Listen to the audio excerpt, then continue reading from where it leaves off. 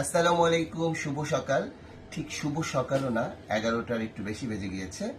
তো আজকে খুব একটি সুন্দর সকাল। তার সকাল সকাল গ্রামের বাড়ি থেকে কয়েকটা ছোট ছোট জিনিস চলেছে, যেটা আপনাদের সাথে শেয়ার করব। প্রথমে হচ্ছে দেখাবো কি এসেছে। এটা একদম আমাদের নিজেদের পুকুরের গ্রামের চাষ করা চিংড়ি। ওয়াও, প্রত্যেকটা চিংড়িতে মাছ হয়েছে। দেখো বাবা, এই যে তুমি ভিডিও করতেছো আবার। একদম প্রত্যেকটা চিংড়িতে মাছ হয়েছে, যেটা আমার খেতে খুব পছন্দ। ডিমওয়ালা চিংড়ি, এটাকে কি বলে? প্রত্যেকটা মাছের পেটে ডিম হয়েছে। দেখেন তো কি সুন্দর, বাড়ি থেকে পাঠানো হয়েছে। আরেকটা মাছ দেখাবো, এটা আমার খুব প্রিয়।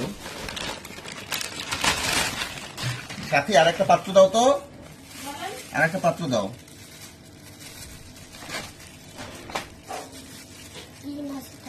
এটা সম্ভবত ট্যাংরার একটু বড়টাকে কি বলে আমি জানি না। সাথে এটাকে কি বলে? ট্যাংরার বড় মাছটাকে গুলশা। ট্যাংরা এটা? ওয়াও,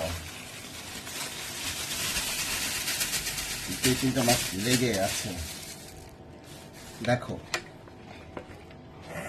কি সুন্দর, একদম তাজা মাছ, একদম এটা কোনো সার দেওয়া না, একদম চাষ করাও না, ট্যাংরা মাছ।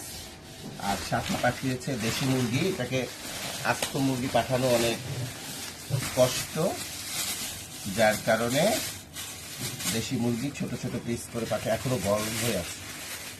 এই যে এই দুইটা রান্না কার? এটা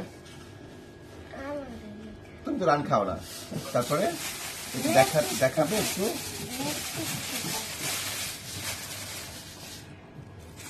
এখানে দেশি মুরগি একদম কেটে মানে এটাকে রোস্টের সাইজ করে পাঠিয়েছে।